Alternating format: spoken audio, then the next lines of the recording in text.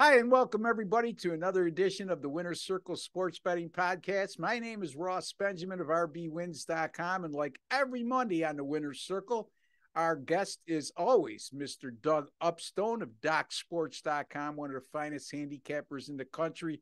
Doug, how was your weekend? The On a personal level, everything was wonderful, Ross. Just absolutely fantastic. The one thing though I'm more than willing to share is that tonight, if anybody likes to watch Scott Van Pelt on Sports Center, Yeah. okay, on Mondays, he always has his bad beats, okay, on there. I think everybody's familiar with that. And so just from a business standpoint, you'll see two of the games I had, okay, on that show tonight. So that should be very entertaining. And one of them actually turned out to be last week's free play, which was the under on Syracuse and Purdue. Yeah. So yeah, the total ended up, at least what I saw, was either 59 and a half or 60. And there was 19 points at the end of three quarters. And I think we all know the outcome of that. So I'm Yeah. not going to beat a dead horse on that, but a little frustrating. Let's put it that way. Yeah, You there know, was 42 points scored in the last quarter, my friend. And yes. that's just unheard of in college It football or in happens. the I'm not gonna NFL. I'm not gonna deny it happens. Yeah, But but I mean, yep. again, you look at, I say it's unheard of. The App State game against North Carolina, they had like 62. App State scored 40 by themselves in the fourth quarter and lost the game. I Yes. figure that. What So, a remarkable game that was. Huh? so I mean, yeah. it just What about the two? What two games are you referring to? So we. oh, the other one I'm referring to was a pro game. I had the Cleveland Browns Oh, yesterday. And so that was the other one that just filled my heart with joy. And or something like that. So it just was it basic you know how these things happen. One little thing goes wrong and all of a sudden it it just creates its snowballs. own momentum, Yeah, it you know. snowballs. I get And it. the stupid interception pass by the Purdue quarterback O'Connell for the pick six, should have thrown the ball away. He didn't. And then the missed extra point by Cleveland. Yeah. Okay. 30 to 17, 31-17 could have withstood one of those. But when that happened, that was the end of it. So, like I said, I'm So not going to they beat a dead they horse. they allow a 66-yard bomb when the score was 30-17. The guy had to be at least 5 yards behind anybody on defense. How Yes. that happens is beyond me because usually you're in a prevent defense and you're keeping everything in front of you. Not Cleveland. Then No, they no, just allow them to recover an onside kick. And then on that ensuing drive, they drive down and score a touchdown. yes. And Incredible. the guy on that one was almost equally as wide open too. Yeah, yeah, yeah. On that. So, So and it then just I had Baltimore as a free play on the same show with you last week in the NFL, and yeah. 35-7 lead in the third quarter, and they lose the game 42-38. Oh boy, and they're at home. Well, I saw today on the internet the interesting thing. I'm not going to reveal this person's name, but he's a noted and a very or extremely accomplished bettor. Okay, in Las Vegas, and he has done a great job for himself, evidently for years, and now he is also selling his picks. But he's got some, he was saying that today. I happened to see on Twitter he was saying that he is sick to death already this morning, seeing all the handicappers complaining about their losses. Hey, that losses are part of the game. Okay. And that's, it's winning and it's losing. And so that's just part of what goes on. And so it's like, okay, well, he's absolutely correct. Okay. You get no argument from me. Okay. On that. I mean, but let's face it, some losses are easier to take than others. Okay. Like the free pick that I gave out for last Thursday with Tampa Bay, Jameis Winston, bad call. You know what? I accept that. But when the freak losses, those hurt. And to say that they don't, or to pretend that they don't, Oh, um, I'd like to be in a circle it's of friends to hear about it. yeah, it's only human nature. I don't care. When he does this publicly for the last 25 years, the way we have, tell me then that a loss is like that don't bother you. Jameis Winston, another pick six. The guy seems like he's good for one every other game. Yep. Anyway, not to rub it in. That's not why I said that. Oh, no. That one. Last time he was a full-time starter, he threw 31 touchdown passes against 30 interceptions. 7 of those 30 interceptions were returned for touchdowns. You can't even do that if you tried to do it, Doug. Seemingly not, Yeah. Or as commonly said, what are the odds of that happening? And my response to that, whenever I hear that comment, is better than you thought. Yeah, exactly. No complaints here to that gentleman. Good. Tell us. I'm off to a 19-11 start with college football in the NFL. 11-7 in college football. I had an off week this week, going 2-3. NFL yesterday went 3-2, but did cash in with my top play on the Green Bay Packers last night. Doug's Green Bay Packers still didn't impress me. I was like, let me win this game and I'll reassess using the Packers ever again. And then, I started out the NFL week on Thursday. So I actually went 4-2 going into tonight, 4-2 in week 2 so far. So 19-11, 63%. Very good. So we'll take it. It's a long year though, Doug. You know that. So the hardest thing to do is to be consistent on a weekly basis. And that's what people don't get. You try to stay away from those 0-7, 0-8 runs. They do happen. Happens to the best of us. It's happened to either one of us on more than one occasion. It's just the way it is. You keep grinding and you look at things in the long haul. And if you're making money, you're doing something right. The NFL underdogs so far, by the way, 17-12-1 to date. In underdogs of 4 or greater in the NFL so far this year. How about 13-4 against the spread? And that's pretty darn good. So, and there's with a number of unforeseeables in there. I mean, within the context of the game. How about the Arizona? We failed to mention Arizona yesterday. Dead in the water, right? A case could have been made at halftime that the ownership of Arizona probably could have started the process of thinking, okay, maybe we got the wrong coach. Okay, yeah, they do have. Well, I'm not. That's here nor there. I'm just saying that could be part of the conversation. Sure. And then all of a sudden, literally like a light switch. Okay, everything changed. And as I put on Twitter late yesterday, I go, after 2 weeks, the NFL reminds you of the NBA, is where no lead is safe until the game's over. And that's exactly how it's been. It's really not been the norm over the years. No, for sure. I can't look at. We had Cleveland blow a 13-point lead with 2 minutes to go. The Raiders blow a 20-0 lead at the half. Baltimore blow a 35-7 lead in the third quarter, all on the same Sunday. Never happened. Well, I should say it happened one time before. Okay. One other time. All right. I should say this. What it was the teams trailing by 13 or more points in the fourth quarter and winning the game outright. Yeah. The odds now, I have a question for you about Cleveland, though. Right. Now, I see a lot of people were complaining about Nick Chubb not taking a knee, okay, saying that if he would have taken a knee as he ran in for the touchdown, that they would have won the game because the Jets had no timeouts. No timeouts left, right. But I don't know. That's a tough one to me because to me, the game is seemingly over when they scored the touchdown. Yeah, go ahead. I didn't want. No. That's it. My opinion is this. Okay, if you want to win the game, you take a knee. The problem is it's not human nature to do so. Right. You are trained all your life that if you can score a touchdown, you do. So I think that I would blame Nick Chubb for not being more conscious of time and the other team not having timeouts. As I recall, the same situation happened with Nick Chubb last year, and he did kneel at the 2-yard line where he could have covered the game for Cleveland. So it's not like he's done this a million times. Right. He has done it correctly once, and I don't know, Doug. I just think he had a lapse of awareness at that particular moment in time.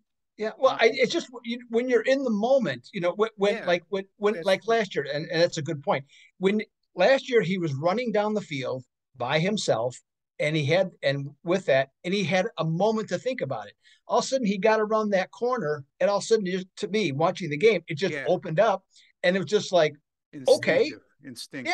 Yeah, yeah. yeah. So that I mean, and besides, it wasn't like you know, it wasn't like there was an opportunity to where you think, well, I should kneel down here because they could get an onside kick and have a 65-yard touchdown pass, Yeah, I coming against mean, me. look, the odds of that occurring were Yeah, astronomical, and yeah, but so I don't blame Chubb.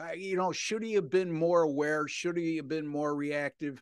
Should he have been more cognizant of the situation? Sure, but like Doug just said, I mean, and I just said, you're trained as a running back that if you can go to distance on every play, you do.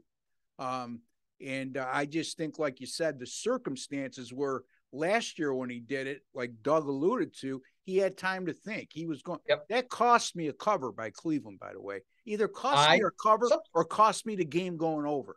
So, Okay. Yeah, I yeah, remember. I don't remember. I don't know if I was involved in. I think I actually. I don't. I'd have to go back and look at my records, but right. I might have been as well. And but at the same time, I couldn't have faulted him for doing it No. from his perspective. Yep. So So we're going to talk college football today after all that NFL talk. Hey, that's what our Monday show is, to recap anything in college yep. football that stood out to you, Doug. Well, I tell you what stands out to me just in a general sense, Ross, is that we mentioned that Appalachian State Troy game. I mean, Yep. just every what a week for everybody at Appalachian State. It encompasses 8 days, but going to Texas A&M winning, being able to then have Sports Center or I mean game day Yes. come to your campus, okay, in Boone, North Carolina, of all places. Then all that excitement, you don't play your best. Troy puts up a great effort. Troy should have won the game. They throw the pass. We've all seen it. It just was whenever something like that happens, it's just a miracle. Yeah. And so we have that. And so then we touched on it briefly last week. I mentioned about James Madison, that I was looking forward to this week's game, and lo and behold, here we go.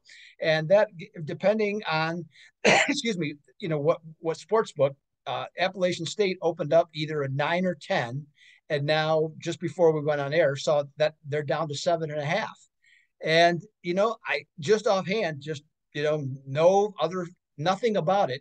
And what's there to know about James Madison other than the scores that you've seen and having some history to know about them?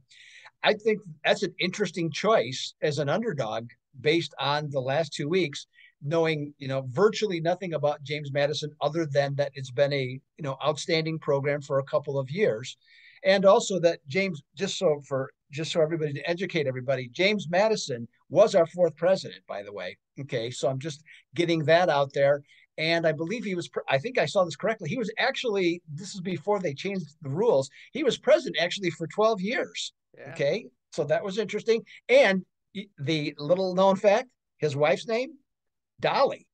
Wow. Dolly Madison. Yeah. Yeah. Okay. So, Yeah. It's like the all right. So cupcakes. just, hey, Yeah. doing my contribution to enhance this The show great was historian that you are, absolutely. very impressive facts If there, there's Doug. useless information to have, I'll be the first on it. I Yeah, I guarantee would you be that. real careful with App State this week, folks. Like Doug just alluded to, 2 weeks ago, they knock off number 6 Texas A&M on the road as a 17-point favorite. What happens after that?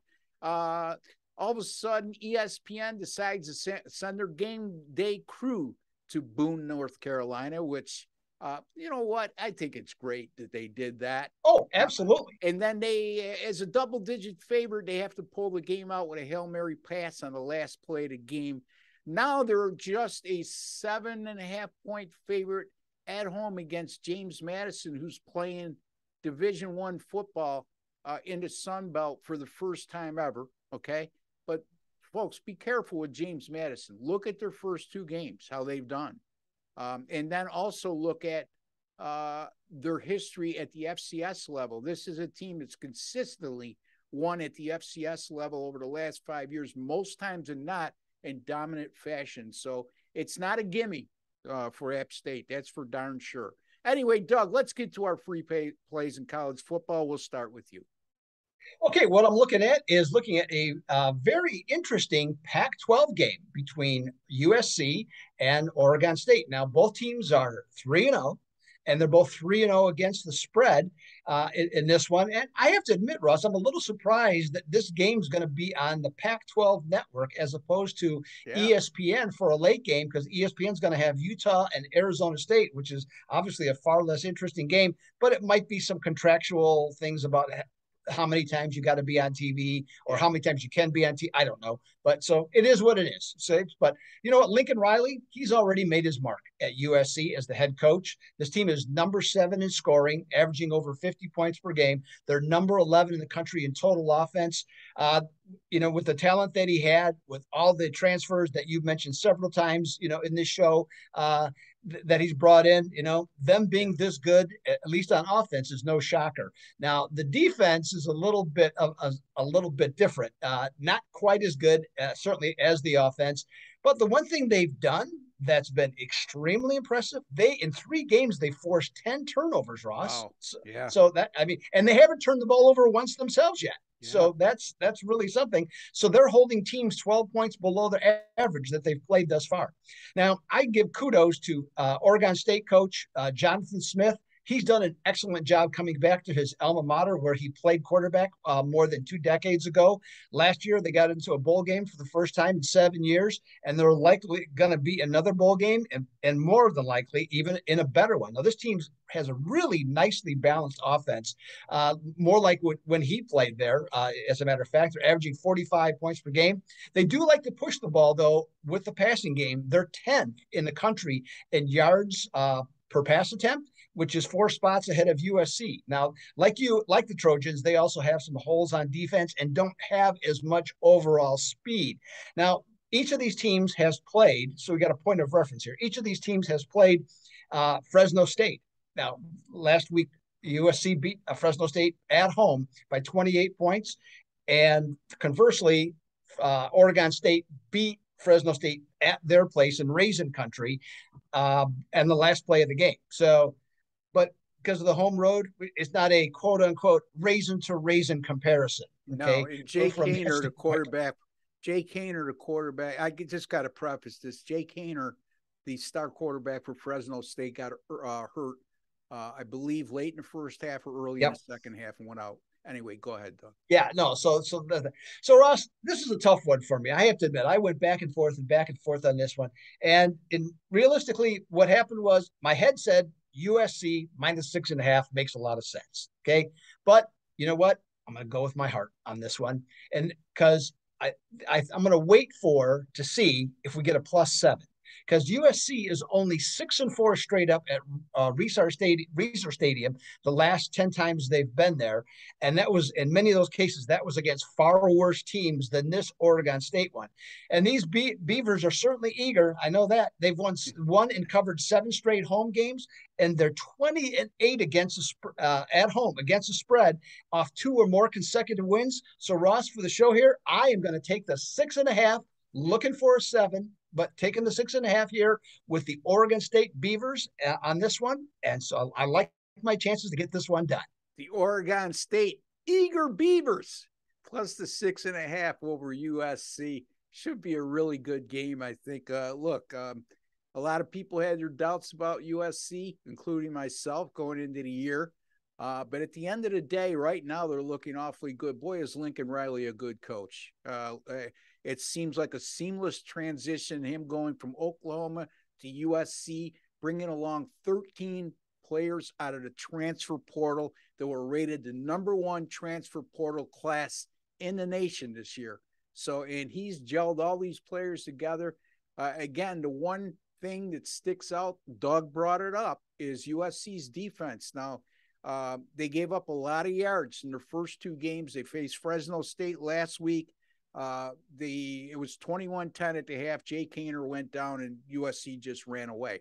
I don't think that Fresno State would have stopped USC even with Jay Kaner in there. He doesn't play defense, but I think they would have gave up a lot more yards with him at quarterback. So just beware of that, folks. before you jump on the USC bandwagon. There's always a chance you can get backdoored even in a game like that, just because of the fact they don't play tremendous defense yet so far anyway. So anyway, let's get to my free pick. Doug, as he said, likes the Oregon State Beavers plus the 6.5 over USC. I'm going to take a look at the Arkansas and A&M game, Texas A&M, that is, 7 o'clock Eastern time. That game will be played in Arlington, Texas, the home of the Dallas Cowboys, so it's considered a neutral site game. A&M, 17-9 win over Miami last week, and they 2 weeks ago, a 17-14 loss to App State as a 17-point favorite. Bottom line is, A&M, in my estimation, it was an overrated team to start the season.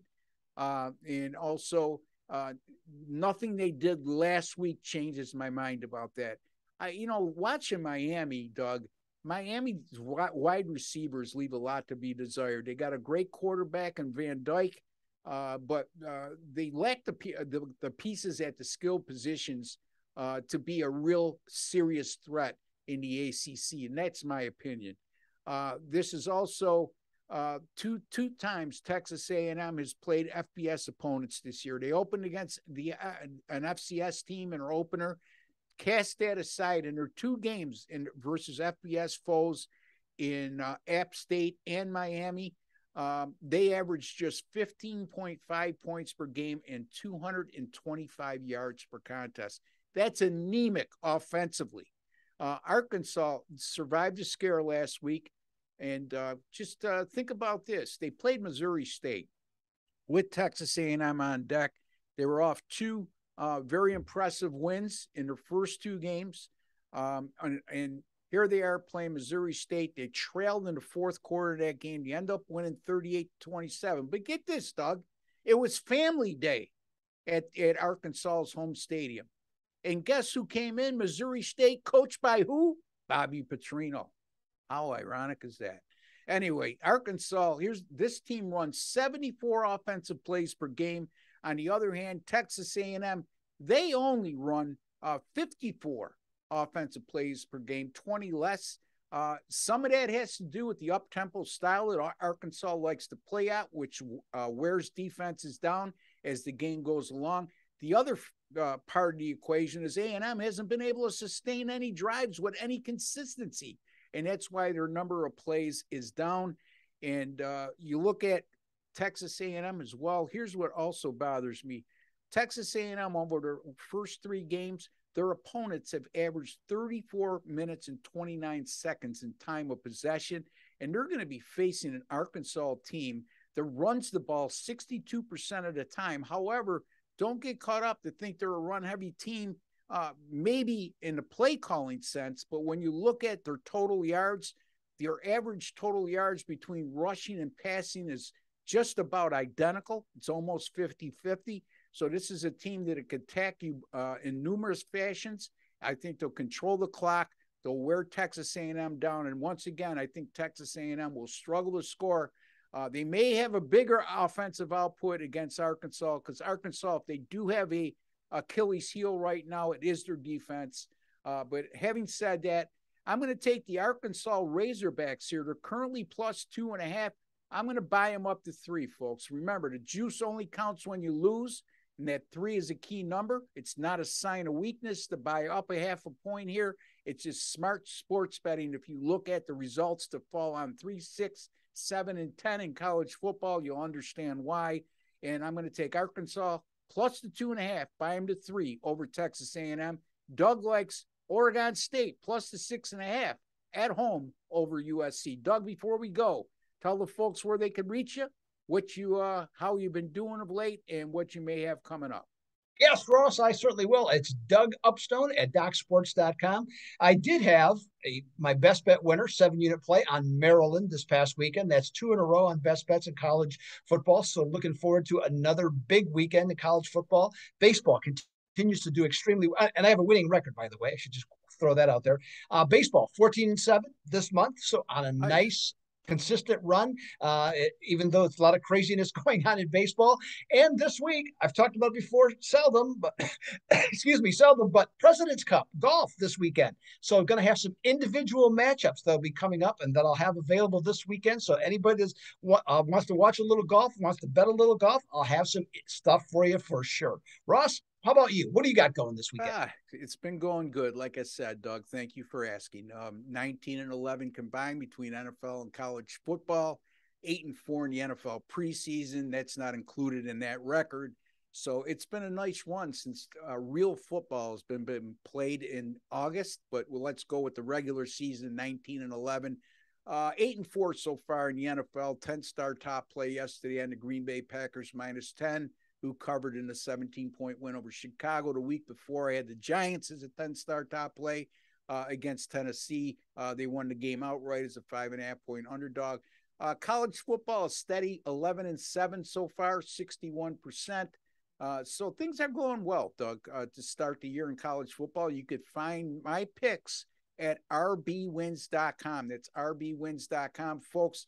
I guarantee all my daily packages, whether it be a single game or multi-game package, you must win. You must make a profit. If you don't, I will credit your account back the exact purchase price that you paid for, and you'll be able to use that money any which way you like toward future purchases. If you have not registered at my website yet, the reason why you would is because you want to buy picks.